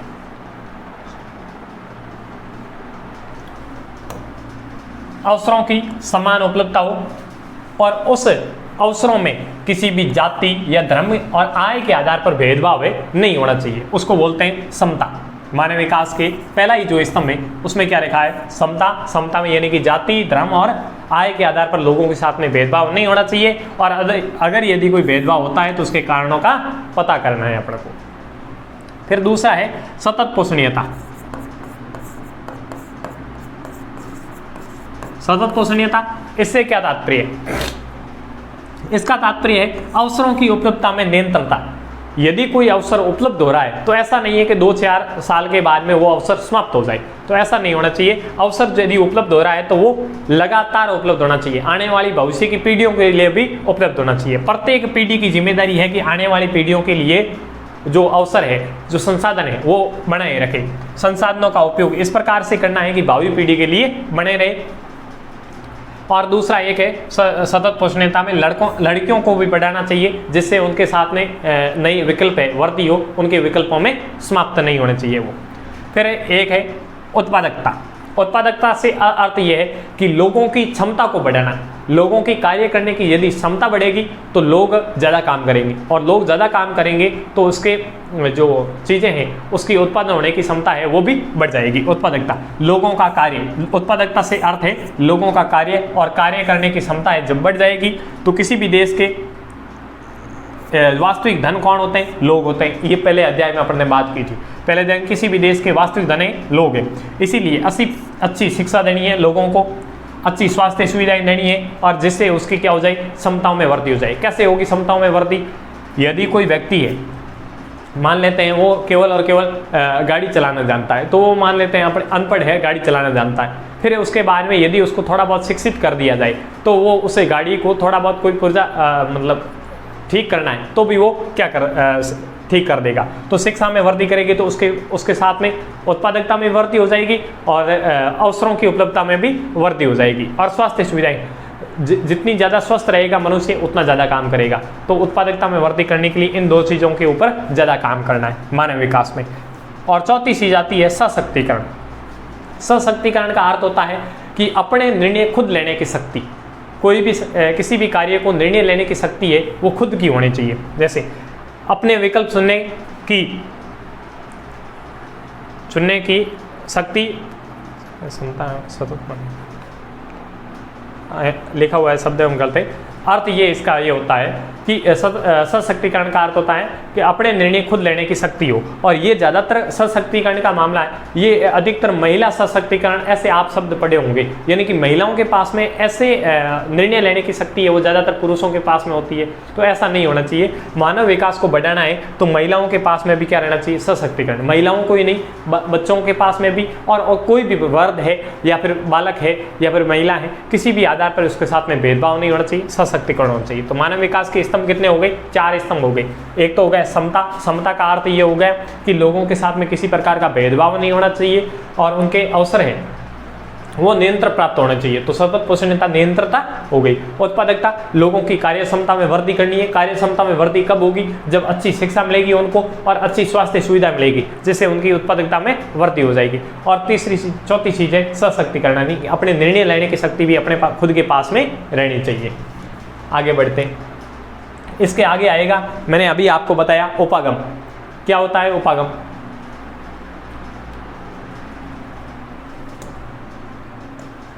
मानव विकास के उपागम। उपागम को यदि ऐसे भी पूछ सकते हैं आगम।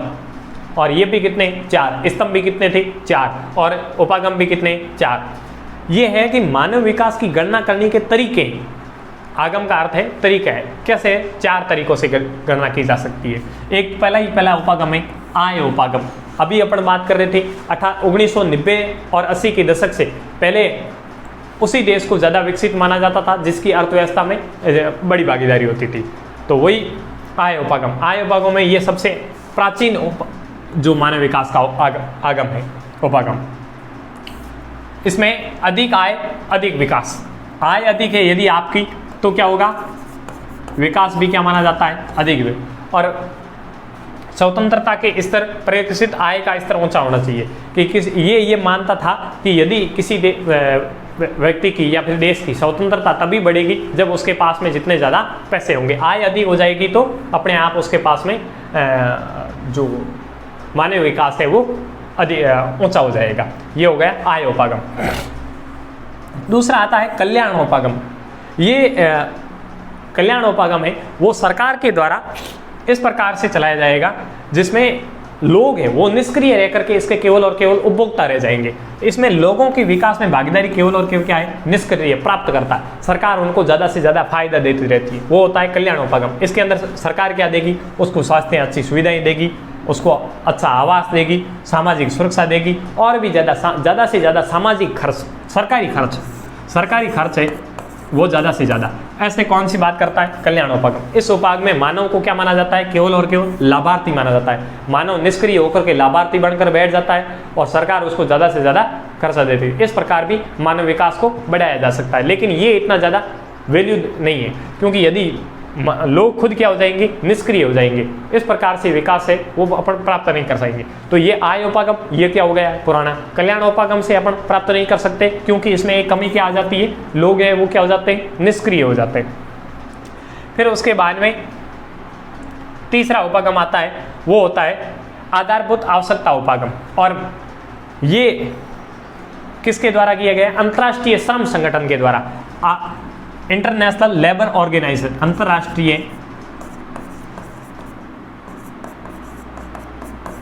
अंतर्राष्ट्रीय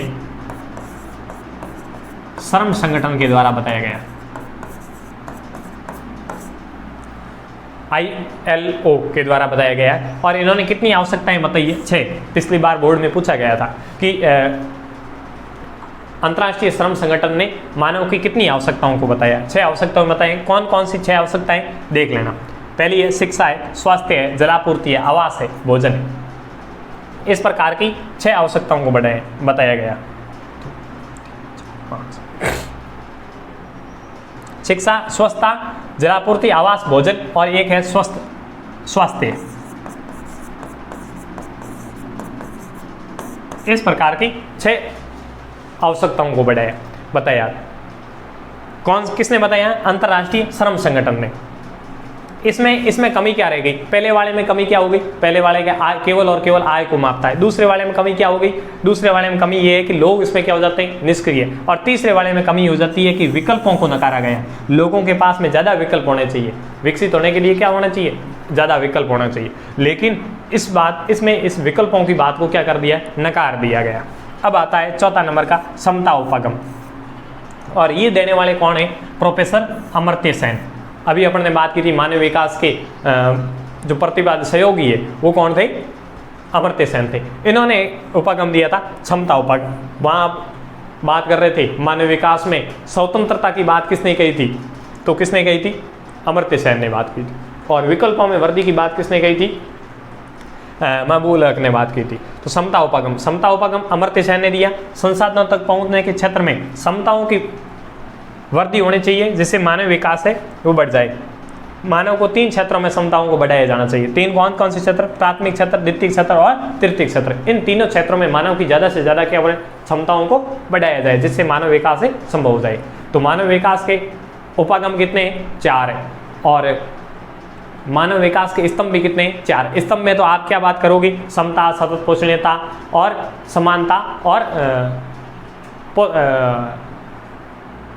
समता, समानता, सतत पोषणीयता और एक भूल रहा हूं मैं अभी नाम, समता, सतत पोषणीयता, उत्पादकता और सशक्तिकरण। और जबकि उपागम में क्या बात की थी? आय उपागम, कल्याण उपागम, आधारभूत आवश्यकता उपागम और समता उपागम। और एक बात याद रख लेना कि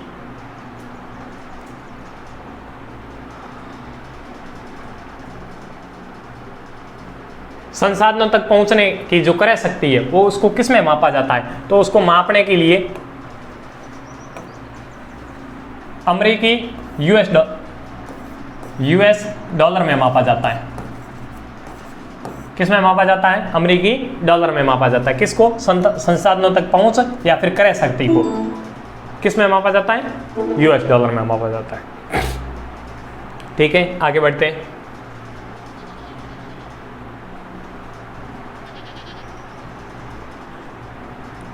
फिर है HDI, human development information index. Human development index क्या है? HDI कौन जारी करता है? ये जारी करता है UNDP, संयुक्त राष्ट्र विकास कार्यक्रम के द्वारा जारी किया जाता है। United Nation Development Programme UNDP के द्वारा जारी किया जाता है। UNDP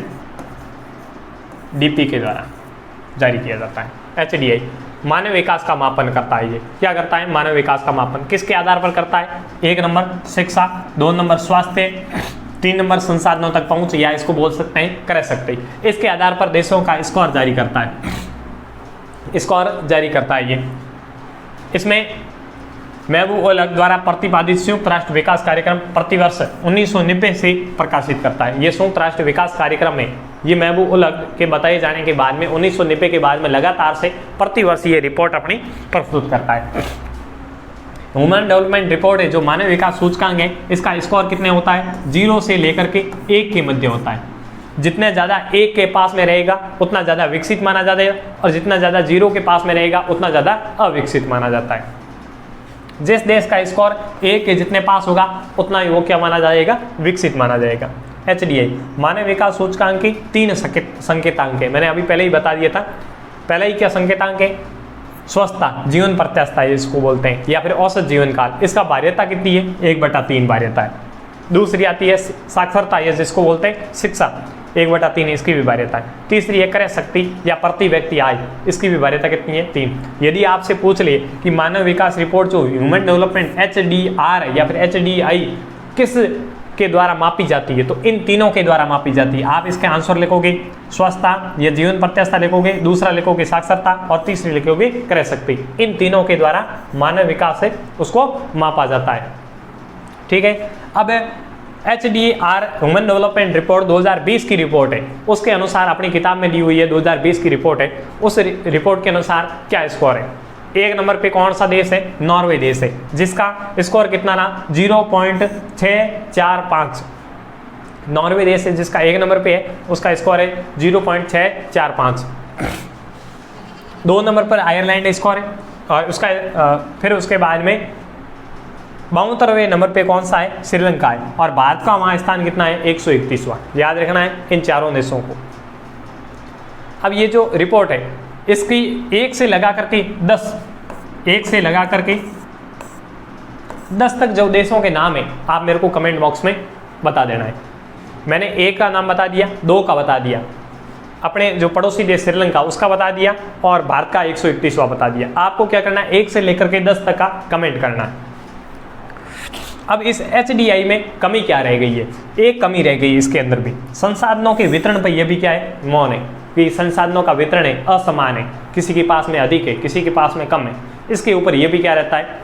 मौन है। ये इसके अंदर एक कमी रह गई है। ठीक है,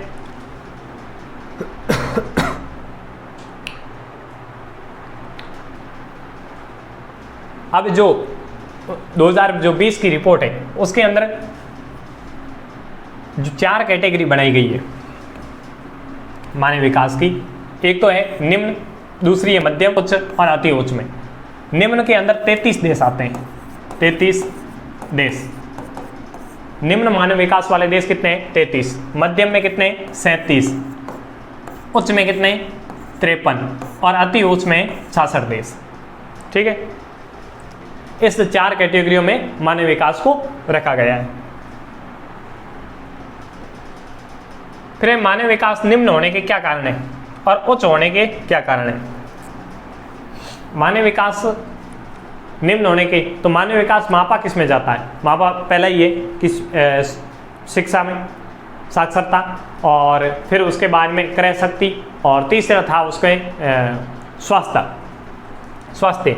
तो जहाँ पर स्वास्थ्य सुविधाएं अच्छी नहीं रहेगी तो उस क्षेत्रों में मानव विकास है वो क्या रहेगा? निम्न रहेगा।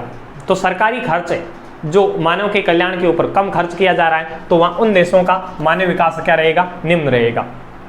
अफ्रीका के अधिकतर देश निम्न मानव विकास सूचकांक के अंदर आते हैं। फिर इसके अलावा भी कई ऐसे कारण हैं, जैसे राजनीतिक उपद्रव है, इसके कारण भी मानव विकास है वो निम्न हो जाता है। फिर संसाधनों तक अच्छी पहुंच नहीं हो जाती है, इसके कारण मानव विकास है वो कम रहता है। और उच्च होने के कारण है, उच्च होने का एक ही कारण है कि मानव के कल्याण के ऊपर ज़्यादा से ज़्यादा सरकारी खर्च किया जा रहा है, जिसके कारण मानव विकास है वो उच्च है। फिर एक और आता है ह्यूमन प्योरिटी इंडेक्स। ये क्या करता है? ये गरीबी को मापता है, मानव विकास में कमी को मापता है। किसको मापता है? ये कमी को मापता है। ये बिना आय वाला मापन है, और ये भी कौन करता है? UNDP के द्वारा किया जाता है। ये 2 इंडेक्स हो गए, एक तो हो गया HDI और एक हो गया HPI। HPI भी कौन करता है? UNDP। और ये भी कौन करता है? UNDP। इसके बारे में तो आपने विस्तृत रूप से पढ़ लिया, जिसके अंदर कमी क्या है? संसाधनों के वितरण पर मौन। संसाधनों के वितरण पर मौन रहता है। ये कौन? HDI। और इसके अंदर कमी क्या है कि इसमें बिना आय का मापन करता है। ठीक है, फिर उसके बाद में आगे एक और मानव विकास को मापन करने के लिए भूटान देश का है सकल राष्ट्रीय प्रसन्नता सूचकांक, यानी कि उस देश के लोगों में कितनी खुशी है उसके आधार पर मापता है ये। तो ये सकल राष्ट्रीय खुशी का सिद्धांत है, और एक ही देश है, कौन सा है? भूटान देश है वो इसके आधार पर मानव विकास का मापन करता है कि जितने ज़्यादा लोग खुश हैं उतने ज़्यादा विकसित मानता है ये। अब एक और बात है, उच्च मानव विकास सूचकांक वाले देशों का स्कोर कितने से कितने तक रहता है? 0.7 से लेकर के 0.799 तक रहता है। इसका मानव विकास का उस जो स्कोर है वो वहां तक रहता है।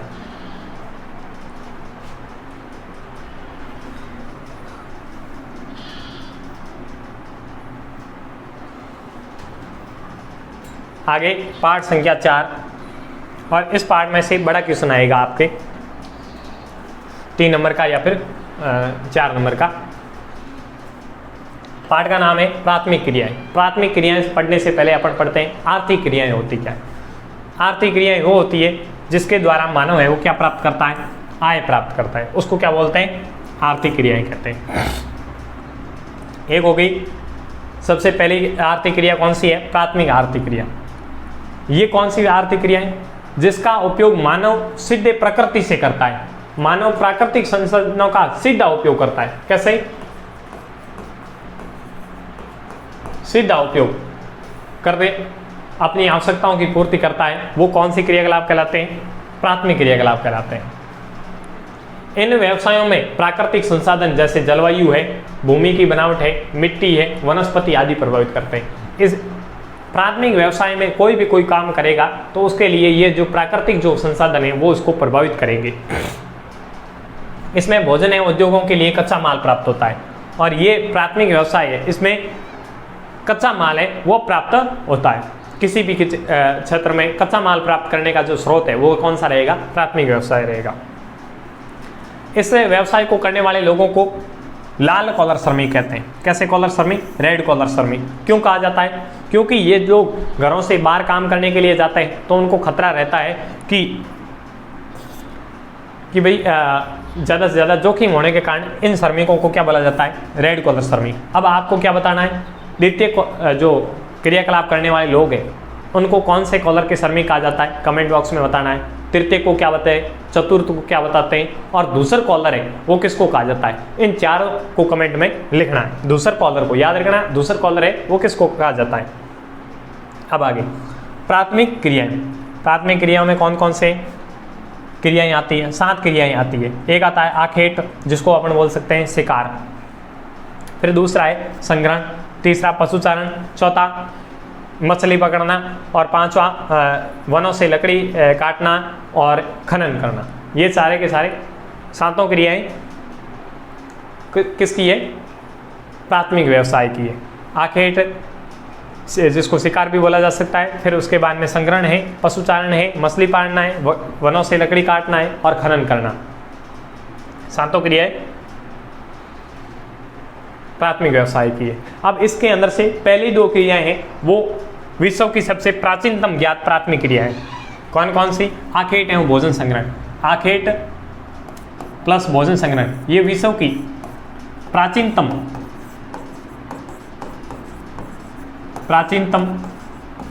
ज्ञात प्राथमिक क्रियाएं। सबसे पुराने समय में ये क्रियाएं की जाती है।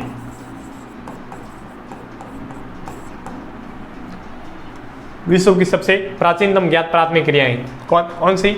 आखेट एवं भोजन संग्रहण। आरंभिक युग में आदिमकालीन मानव जीवन निर्वाह के लिए अपने समीप के वातावरण पर निर्भर रहता था। पहले के ज़माने में जब मानव अपने जीवन यापन के लिए आसपास के जो क्षेत्र है, वातावरण है, उसके ऊपर निर्भर रहता था, तो उसी क्षेत्र में वो क्या करता था? आखेट करता था, यानी शिकार करता था, और उसके बाद में कुछ बच जाता था उसको संग्रहण कर लेता था। तो ये विश्व की सबसे प्राचीनतम ज्ञात क्रिया है, बता दिया मैंने अभी।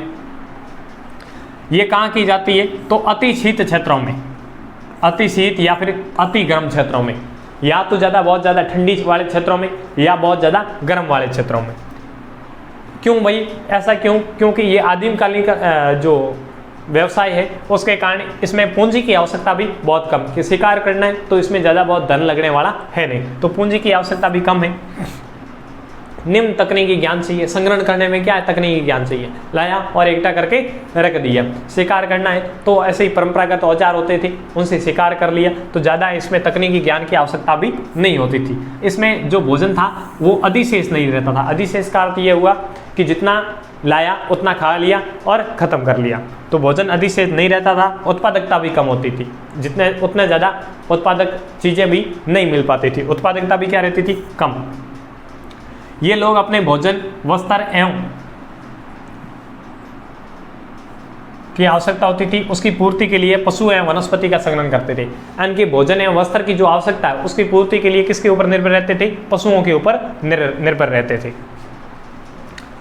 आखेट पत्थर एवं लकड़ी के औजारों से ही करते थे, तीर का प्रयोग करते थे और अधिकतम आदिमकालीन समाज के लोग करते थे, जो इसमें ज़्यादा तकनीकी औजार की जरूरत नहीं होती थी। ये कार्य कठोर जलवायु वाले क्षेत्रों में किया जाता है। कौन सी जलवायु वाले क्षेत्रों में? कठोर, मैंने अभी बता दिया, या तो अति शीत वाले क्षेत्रों में या बहुत अधिक गर्म वाले क्षेत्रों में।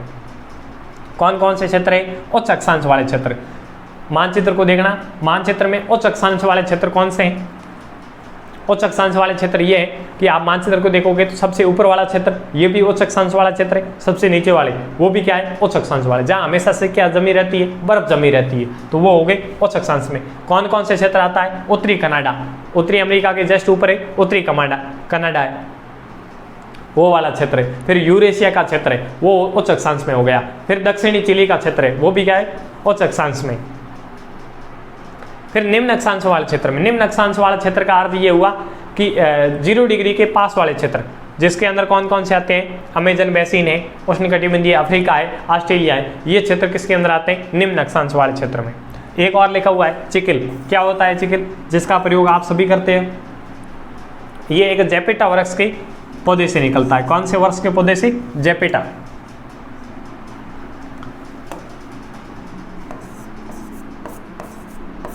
जेपेटा वृक्ष है, उसके पौधे से एक प्रकार का पदार्थ गोंद जैसा चिकना पदार्थ निकलता है। उस पदार्थ से क्या बनती है? चिंगम बनती है, जिसको अपन चिकिल बोलते हैं। ठीक है, चबाने वाला गोंद है ये एक प्रकार का। चिकिल क्या है? एक प्रकार का चबाने वाला गोंद है, जो कौन से वृक्ष से प्राप्त होता है? जेपेटा वृक्ष से प्राप्त होता है।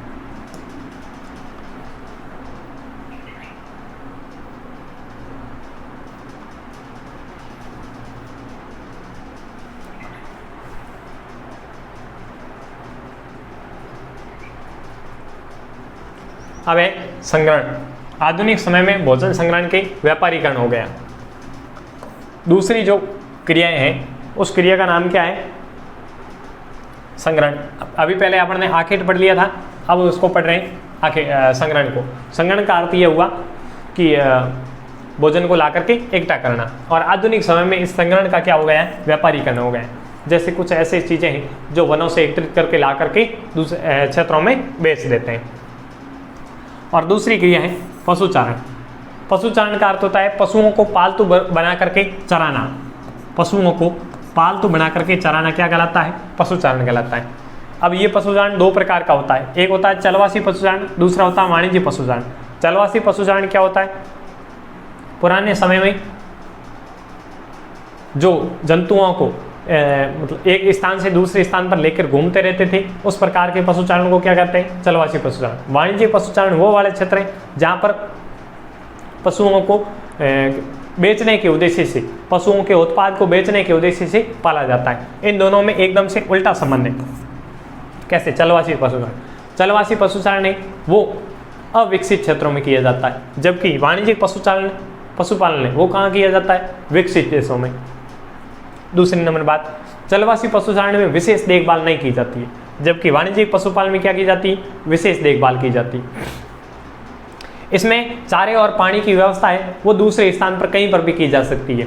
ठीक है, जबकि वाणिज्यिक पशुचारण में चारे एवं पानी की व्यवस्था जिस जगह पर रख रहे हैं उसी जगह पर की जाती है। इसमें किसी एक विशेष क्षेत्र में नहीं की जाती, एक स्थान से दूसरे स्थान पर घूमते रहते हैं। जबकि इसके अंदर क्या रखते हैं? फॉर्म बना करके बड़े क्षेत्रों में एक ही जगह पर पशुओं को पाला जाता है। इसमें एक ही साथ में बहुत सारे पशुओं को पाला जाता है, जबकि इसमें एक ही पशु को बहुत अधिक संख्या में पाला जाता है। तो ये इसका जस्ट उल्टा हो गया। अब वाणिज्यिक पशुचारण कहाँ किया जाता है? तो अर्जेंटीना है, उरुग्वे है, न्यूजीलैंड है, ऑस्ट्रेलिया है, संयुक्त राज्य अमेरिका है, अर्जेंटीना, ऑस्ट्रेलिया, न्यूजीलैंड, इन देशों में वो वाणिज्यिक पशुचारण किया जाता है। उसके बाद में आगे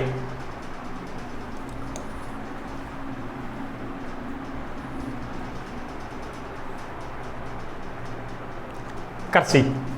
दूसरा जो क्रियाकलाप है वो कौन सा है? कृषि।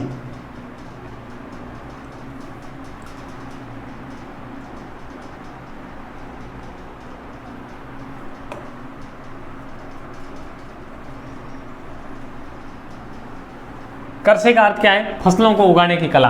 कृषि का अर्थ तो ये होता है कि फसलों की उगाने की कला और पशुओं को पालने पोसने की कला क्या कहलाती है? कृषि कहलाती है। अब कृषि में सबसे पहला ही प्रकार है वो कौन सा है? निर्वाह कृषि। निर्वाह कृषि को क्या बोलते हैं? स्थानांतरित कृषि, जूमिंग कृषि। इसको सारे को हम इसी के नाम है। किसके? निर्वाह कृषि के। निर्वाह का अर्थ ये हुआ जीवन जीने के उद्देश्य से, केवल और केवल जीवन का क्या करना है? निर्वाह करना है। उस उद्देश्य से की जाने वाली कृषि क्या कहलाती है? निर्वाह कृषि कहलाती है। इसको भी दो भागों में बांट देते हैं। एक होती है आदिमकालीन निर्वाह कृषि, दूसरी होती है गहन निर्वाह कृषि। आदिमकालीन निर्वाह कृषि का अर्थ ये हुआ कि पुराने समय में जो की जाती थी, जो एक स्थान से दूसरे स्थान पर, यदि एक स्थान में उपजाऊ समाप्त हो जाता है तो दूसरे स्थान पर गए, वहाँ का जमीन को काटा और काट करके जला दिया और फिर उसके बाद में कृषि की जाती है। तो इसको कर्तक एवं दहन भी कृषि भी कहा जाता है। कर्तक यानी काटना, कर्तन व दहन कृषि कहा जाता है। इसको स्थानांतरित कृषि भी कहा जाता है क्योंकि एक स्थान से दूसरे स्थान पर की जाती है। स्थानांतरित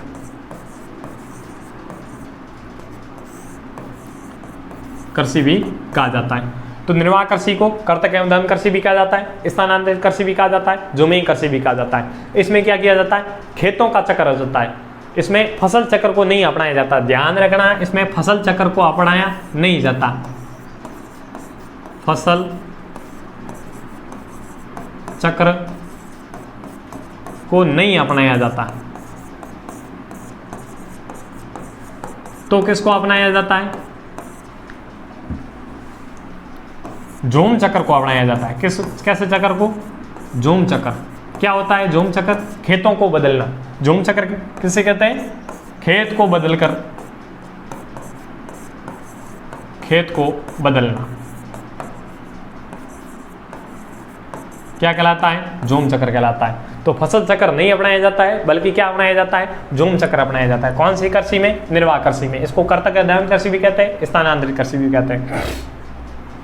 इसको पूर्वी राज्यों में क्या बोलते हैं? जूमिंग कृषि बोलते हैं। मध्य अमेरिका, मेक्सिको में क्या बोलते हैं? इसको मिल्पा। इसके नाम याद रखना, हमेशा से पूछते आ रहे हैं कि इसको क्या बोलते हैं। मध्य अमेरिका, मेक्सिको में इसको मिल्पा बोलते हैं। इंडोनेशिया में इसको लदांग बोलते हैं। वियतनाम में इसको रे बोलते हैं।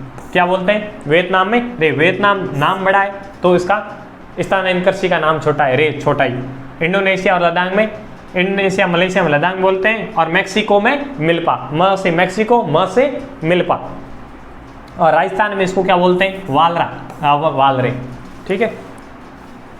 फिर उसके बाद में आती है गहन निर्वाह कृषि। गहन निर्वाह कृषि का अर्थ है इसमें अधिक उपज प्राप्त करने की।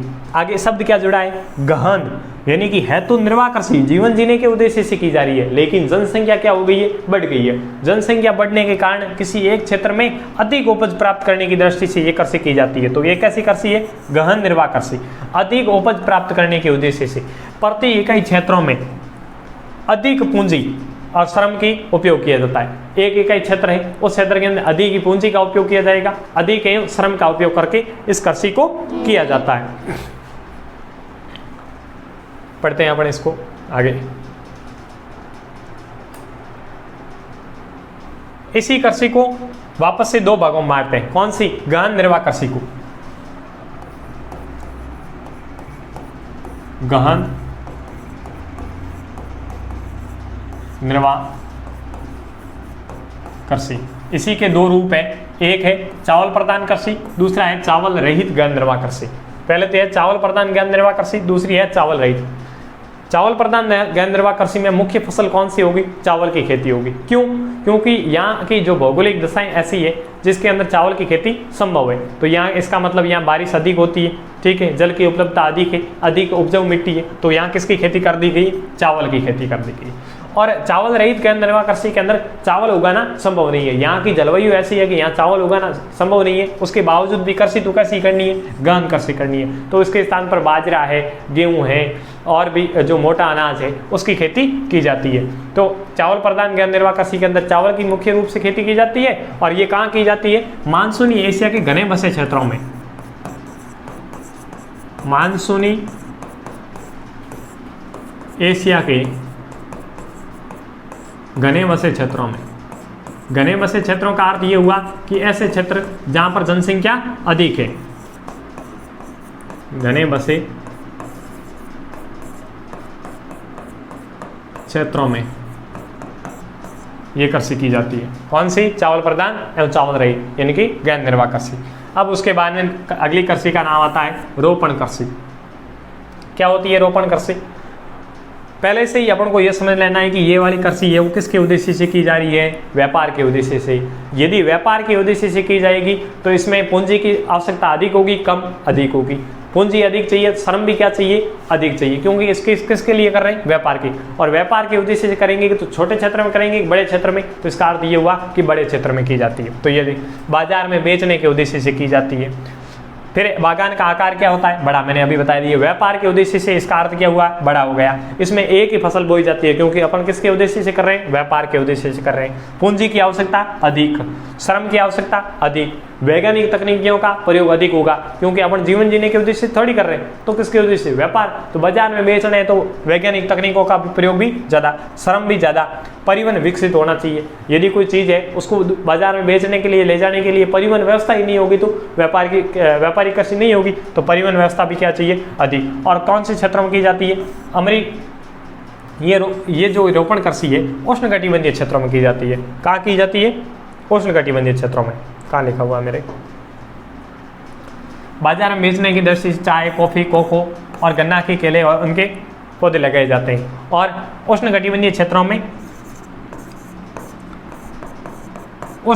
क्षेत्रों में उपनिवेश स्थापित की ये कृषि की गई है। जो अमेरिकी लोग थे, यूरोपीय लोग थे, इन्होंने दूसरे देश जो उष्णकटिबंधीय क्षेत्र है वहाँ उपनिवेश स्थापित किए और वहाँ पर ये कृषि की। जैसे ब्राजील के अंदर कॉफ़ी के बागान लगा दिए, जिसको क्या बोलते हैं, ब्राजील के कॉफ़ी के बागानों को कमेंट बॉक्स में आपको बताना है, ठीक है। उसके अलावा भी और भी कई क्षेत्रों में चाय, कॉफ़ी के और भी कई बागान लगाए, गन्ना के बागान लगवाए, कोको के बागान लगाए, खजूर के बागान लगाए गए, केले के बागान लगाए गए। ये हो गई आपकी रोपण कृषि। आगे इसके बाद में विस्तृत वाणिज्य अनाज कृषि। अब देखो इसके शब्द में भी क्या जुड़ा है, वाणिज्य जुड़ा है। इसका अर्थ क्या हुआ, व्यापार के उद्देश्य से की जाएगी। इसका अर्थ ये हुआ कि इसमें वैज्ञानिक तकनीकों का प्रयोग होगा। खेतों का आकार क्या होना चाहिए, खेतों का आकार क्या होगा, बड़ा होना चाहिए। भाई बेचने के उद्देश्य से कर रहे हैं तो खेतों का आकार भी बड़ा होना चाहिए। श्रम है वो क्या चाहिए, अधिक। पूंजी क्या चाहिए, पूंजी अधिक या कम, तो अधिक। खेतों का आकार भी बड़ा होगा, श्रम की आवश्यकता भी अधिक होगी, पूंजी की आवश्यकता भी अधिक होगी, वैज्ञानिक तकनीकों का प्रयोग होगा। फिर प्रति इकाई क्षेत्रफल में तो ये कम होगी और प्रति व्यक्ति उत्पादन है वो क्या होगा, अधिक होगा। विस्तृत वाणिज्य अनाज कृषि, इसके अंदर बस ध्यान रखना है कि ये जो कृषि है इसके अंदर केवल और केवल गेहूं की कृषि की जाती है। किसकी, गेहूं की खेती की जाती है। कहाँ कृषि की जाएगी, ये जो शीतोष्ण कटिबंधीय घास के मैदान है उनके क्षेत्रों में की जाती है। तो आप मेरे को ये बताओ कि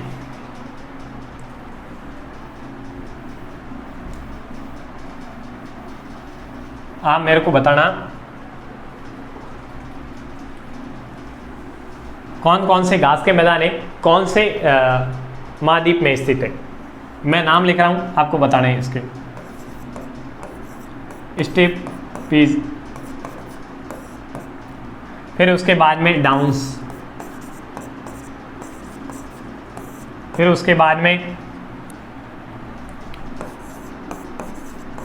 वेल्स, पेरिस और कैटमबरी।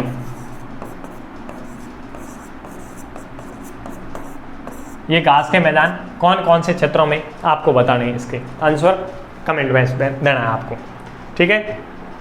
फिर उसके बाद में आती है मिश्रित कृषि।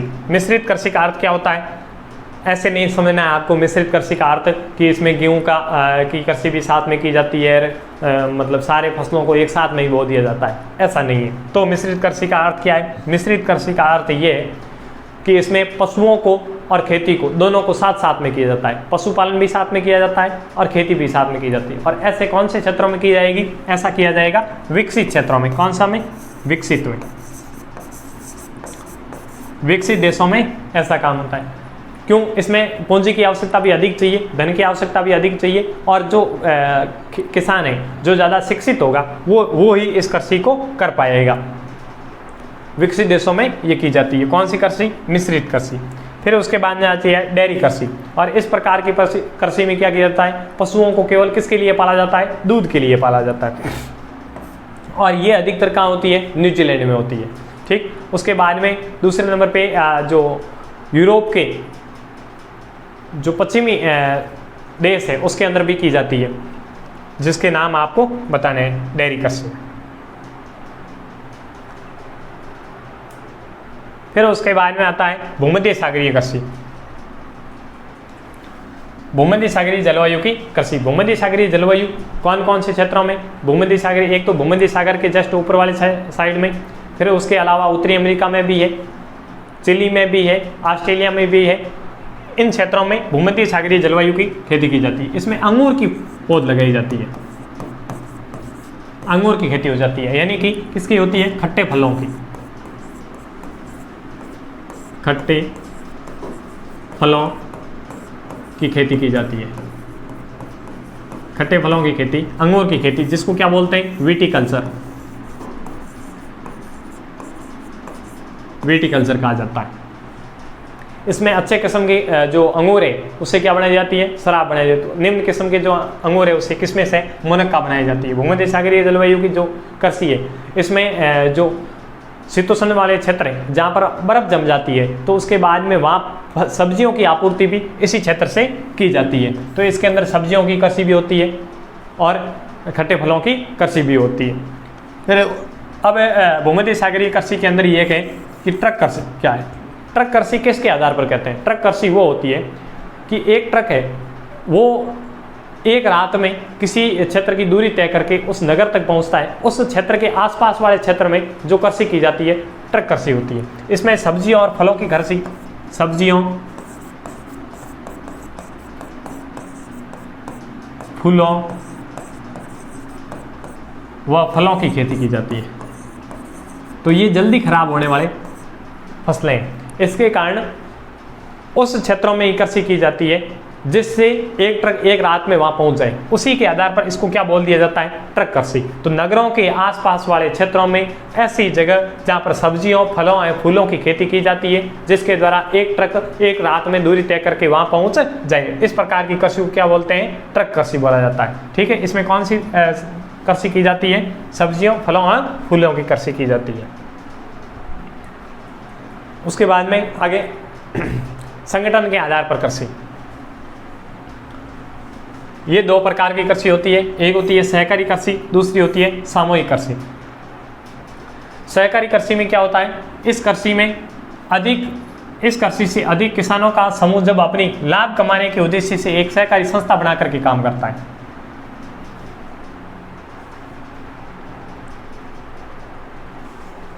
क्या हुआ?